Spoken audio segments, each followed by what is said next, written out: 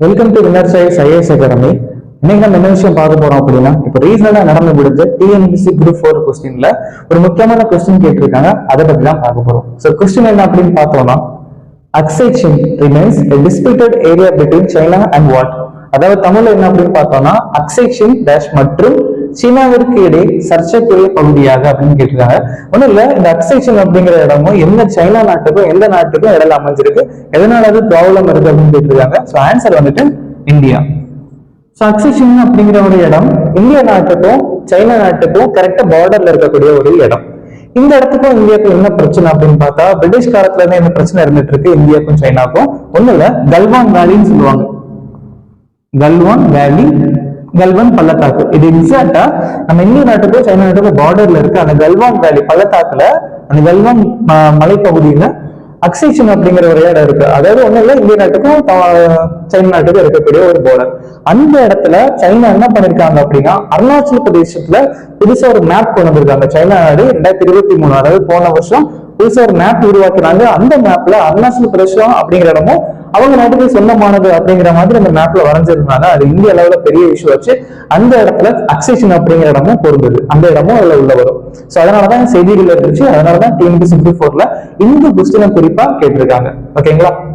So இப்ப ரெண்டாவது question பார்க்க போறோம். இதுவும் டிஎன்பிஎஸ்சில 2023 குரூப் 4ல கேட்ட ஒரு முக்கியமான கொஸ்டின் தான். சோ இது கரண்ட் அஃபேர்ஸ் ரிலேட்டடான ஒரு கொஸ்டின்.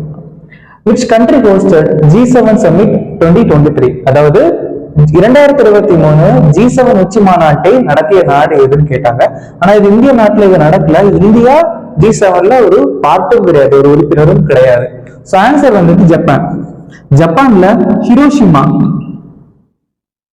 ஹிரோஷிமான்னு சொல்லக்கூடிய நகரத்துலதான் இந்த G7 சம்மிட் 2023 உச்சி மாநாடு நடந்துச்சு. சரிங்களா? சோ இந்த வருஷம் 2024லயும் G7 மாநாடு நடந்து முடிஞ்சாச்சு. அது எங்க நடந்துச்சுன்னு கேட்டா இத்தாலி. 2024 G7 உச்சி மாநாடு 50வது உச்சி மாநாடு, 50வது G7 உச்சி மாநாடு எங்க நடந்துச்சுன்னு கேட்டா அது இத்தாலி. சரி, போன வருஷம் ஜப்பான்ல நடந்துச்சு, இந்த வருஷம் இத்தாலி. அப்ப அடுத்த வருஷம் அதாவது 2025ல எங்க நடக்க போகுதுன்னு கேட்டா அது கனடா. ஓகேங்களா? சோ இது G7 ஒரு கால வரிசை. போன வருஷம் 2023 ஜப்பான், 24 இத்தாலி, 25 கனடா. இது 3 வாட்டி நடந்திருக்கு. ஓகேங்களா? சரி, இப்ப G7 பத்தி ஒரு சில விஷயங்கள் பார்க்கலாம். G7 எப்ப ஆரம்பிச்சாங்க அப்படின்னா 1975ஆம் ஆண்டு தான் G7 அப்படிங்கிற ஒரு கான்செப்ட் ஆரம்பமாச்சு. G7 அப்படின்னால அதுல 7 இருக்கு. அப்போ 7 நாடுகள் அதுல என்னவா இருப்பாங்க? உறுப்பினர்களா இருப்பாங்க, மெம்பர்ஸா இருப்பாங்க. சரி, எந்தெந்த நாடுகள் உறுப்பினர் அப்படின்னா இந்தியா கிடையாது. இந்தியா வந்துட்டு G7ல ஒரு உறுப்பினர் கிடையாது.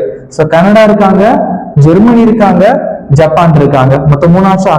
Canada, Germany, Japan, Italy, Canada, US, UK, France. So மொத்தம் 7 நாடுகள் இருக்காங்க. இதுல எந்தெந்த நாடுகள் சொல்லுங்க? முக்கியமான கேள்வி.